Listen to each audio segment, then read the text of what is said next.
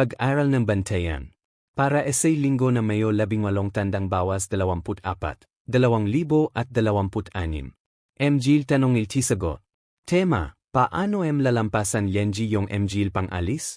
Sa artikulong ito, tatalakayin natin kung paano tayo makapagtutuon ng pansin sa mga espiritual na gawain sa kabila ng mga pangyayaring maaring makaagaw ng ating atensyon.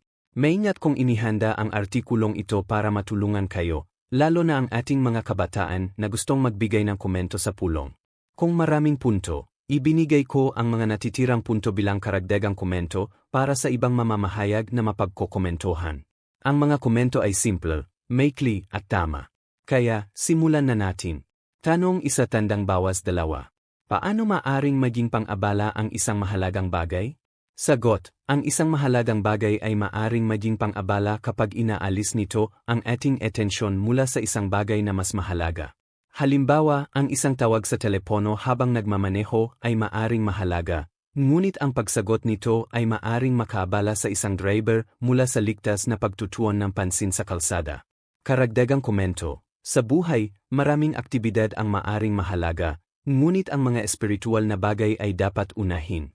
Mula sa Mateo 6:33, ipinapaalala sa atin na patuloy na hanapin muna ang kaharian ng Diyos. Kaya, anumang bagay na nagpapahina sa ating focus sa mga espiritual na gawain ay maaring maging isang pang-abala, kahit na hindi naman ito mali sa ganang sarili. Tanong 3. Bakit makakatulong sa atin ang pagsasaalang-alang kung paano labanan ang mga pang-abala? Sagot, ang pagsasaalang-alang kung paano labanan ang mga pang-abala ay makakatulong sa atin na manatiling nakapokus sa ating paglilingkod kay Jehovah at maiwasan ang pagkalayo sa mga espiritual na prioridad. Mula sa Lucas 21:34 tandang bawas 36, nagbabala si Jesus na ang pang-araw-araw na mga pagkabalisa at iba pang mga alalahanin ay maaring magpabigat sa atin sa espiritual. Ang pagkatutong kilalanin at labanan ang mga pang-abala ay makakatulong sa atin na manatiling alerto, balance, at malakas sa espiritual. Karagdagang tanong, ano ang tatalakayin natin sa artikulong ito? Sagot, sa artikulong ito, tatalakayin natin, 1. Anong mga pang-abala ang kinakaharap natin? 2. Kung paano nilabanan ni Jesus ang mga potensyal na pang-abala, at 3. Kung paano natin malalabanan ang ating mga pang-abalang gayon. Tanong 4 tandang bawas 6. Anong mga bagay ang madaling makadambala sa atin? Sagot, ang mga personal na alalahanin tulad ng mga problema sa kalusugan, mga responsibilidad sa pamilya, at mga bagay sa pananalapi ay madaling makagambala sa atin kung magsisimula itong ibisin ang lahat ng ating oras at kaisipan. Karagdagang komento, gayon din ang mga problema sa mundong gayon, tulad ng kaguluhan sa politika, mga problema sa ekonomiya, mga sakit, at mga alitan, ay maaring magdulot sa atin ng pagkabalisa. Mula sa 2 Timoteo 3:1, alam natin na nabubuhay tayo sa mahihirap na panahon, at ang patuloy na pag-alala tungkol sa mga bagay na ito ay maaring makaabala sa atin mula sa mga espiritual na prioridad.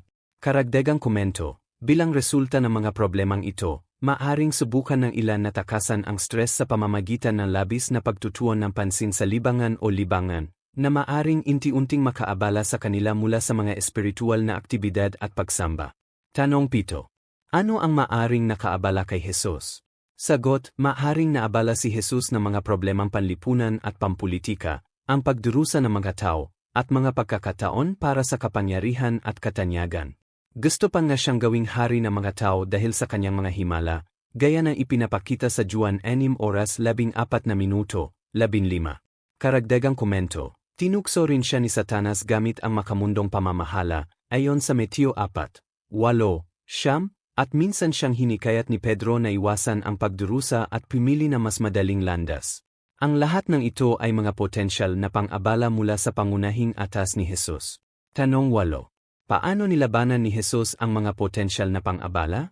Sagot, nilabanan ni Jesus ang mga pang-abala sa pamamagitan ng pag-angkop sa kaisipan ni Jehovah, pananatiling abala sa espiritual na mga gawain, at pananatiling nakapokus sa kung ano ang tunay na mahalaga.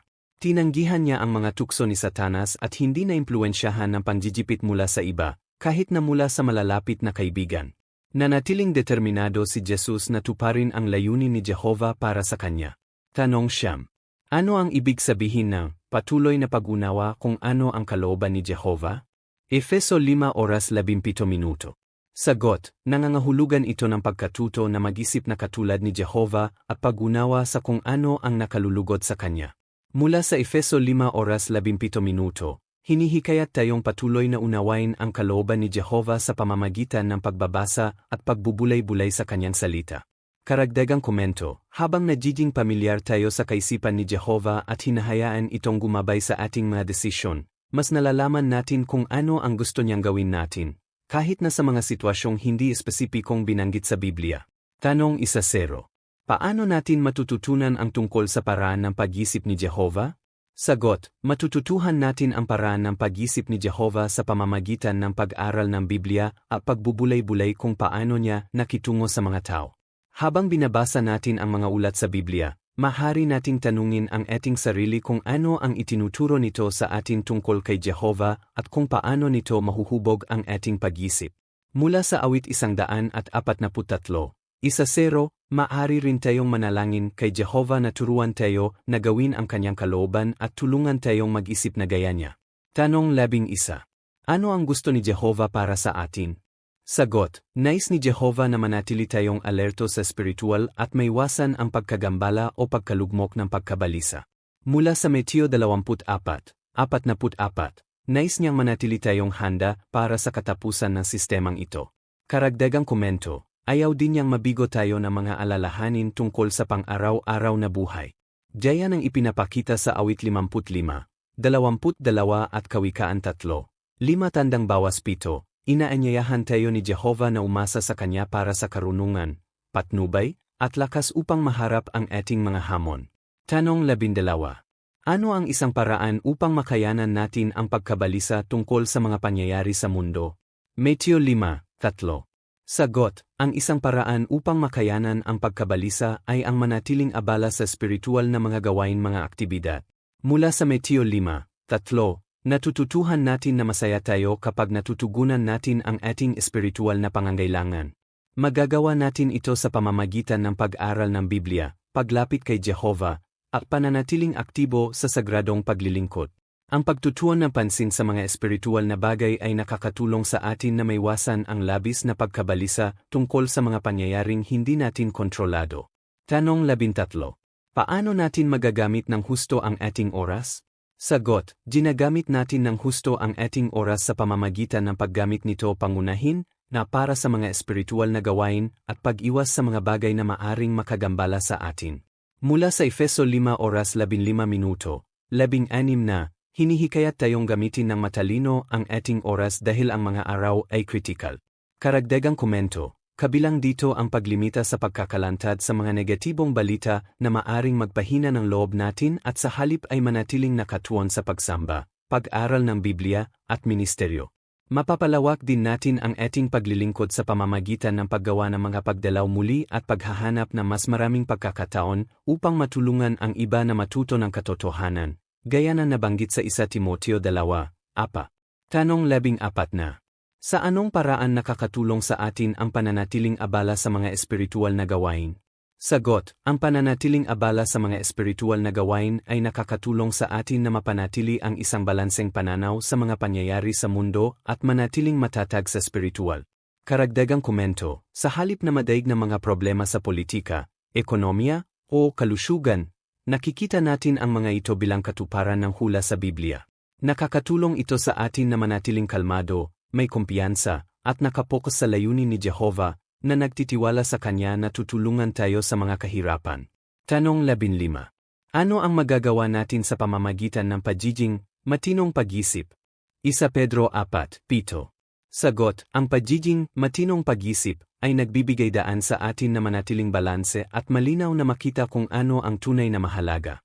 Mula sa 1 Pedro 4:7, nakakatulong ito sa atin na huwag maimpluwensyahan ng pokus ng mundo sa kasyahan at libangan. Sa halip, nagkakaroon tayo ng mahusay na pagpapasya at gumagawa ng matatalinong desisyon na sumasalamin sa kaisipan ni Jehova.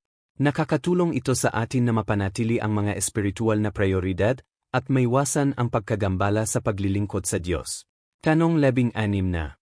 Ano ang pinagtuunan ni Jesus ng pansin habang papalapit ang kanyang kamatayan? Sagot, nakatuon si Jesus sa pananatiling tapat kay Jehovah at pagtatapos ng gawaing ibinigay sa kanya ng Diyos.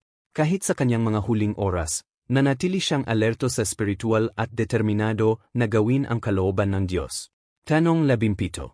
Bakit marami ang gumagamit ng social media, ngunit paano ito maaring maging isang pang-abala? Sagot, marami ang gumagamit ng social media para manatiling konektado sa mga kaibigan at pamilya, magbahagi ng mga update, at makahanap ng libangan. Gayunpaman, maaari itong maging isang pang-abala kung ito ay kumukuha ng labis na oras at atensyon, na nagiging dahilan upang mawala ang focus ng isang tao sa mga espiritual na prioridad at kung ano ang tunay na mahalaga. Tanong 18. Bakit kailangan natin na mahusay na pagpapasya kapag pumipili ng libangan? Sagot, kailangan natin na mahusay na pagpapasya dahil ang libangan ay madaling maglantad sa atin sa mapaminsalang nilalaman at kumukuha ng labis na oras. Ang ilang mga platform ay unti-unting nagtutulak sa mga gumagamit sa karahasan o imoralidad sa pamamagitan ng mga mungkahi. Kung hindi tayo mag-ingat, maaari tayong maakit sa mga material na mapanganib sa spiritual, kaya dapat tayong pumili ng matalino at magtakda ng mga limitasyon upang protektahan ang ating pag-isip at ang ating relasyon kay Jehovah. Tanong 19. Ano ang maaring mangyari kung itutuon natin ang ating buhay sa libangan? Sagot, kung itutuon natin ang ating buhay sa libangan, maaari tayong maging hindi balance sa spiritual at magsimulang mapabayaan ang mas mahahalagang bagay. Ang labis na pagtuon sa paglilibang ay maaring makabawas sa oras na ginugugol natin sa mga espiritual na gawain at magpahina sa ating kahandaan para sa katapusan ng lahat ng bagay, gaya na nabanggit sa Filipos 1 oras 10 minuto. Tanong 20. Paano tayo makikinabang sa paglaban sa mga pang-abala? Sagot, nakikinabang tayo sa pamamagitan ng pananatiling malakas sa spiritual, balance, at nakapokus sa mga bagay na tunay na mahalaga. Mula sa Isaias 48:17, tinutulungan tayo ni Jehovah na gumawa ng matatalinong desisyon at manatiling matatag sa kabila ng mga hamon sa buhay. Karagdagang komento, sa pamamagitan ng paglaban sa mga pang-abala, hindi tayo nabibigatan ng mga pangyayari sa mundo o nalululong sa libangan. Sa halip, nananatili tayong nakapokus sa mga espiritual na gawain at nakakamit ang pagsang-ayon ni Jehovah. Nakakahawak ng mahigpit sa tunay na buhay, gaya na nakasaad sa 1 Timoteo 6 oras 11 minuto. Paano malabanan Lenji Mgil pang-alab sa pamamagitan ng pagkatutong mag-isip na katulad ni Jehovah? Sa pamamagitan ng pagbabasa at pagbubulay-bulay sa Biblia upang maunawaan mo ang pag-isip ni Jehovah at hayaan itong gumabay sa iyong mga desisyon. Nakakatulong ito sa iyo na makilala kung ano ang ligtas sa spiritual at maiwasan ang mga bagay na naglalayo sa iyo sa Kanya. Pananatiling abala sa mga espiritual na gawain? Sa pamamagitan ng pananatiling aktibo sa pag-aral ng Biblia, pagdelo sa mga pulong, at ministeryo. Pinapanatili nitong nakapokus ang iyong isip sa mga espiritual na bagay at binabawasan ang espasyo para sa mga pang-abala na mangibabaw. Pananatiling malinaw ang pananaw sa kung ano ang tunay na mahalaga?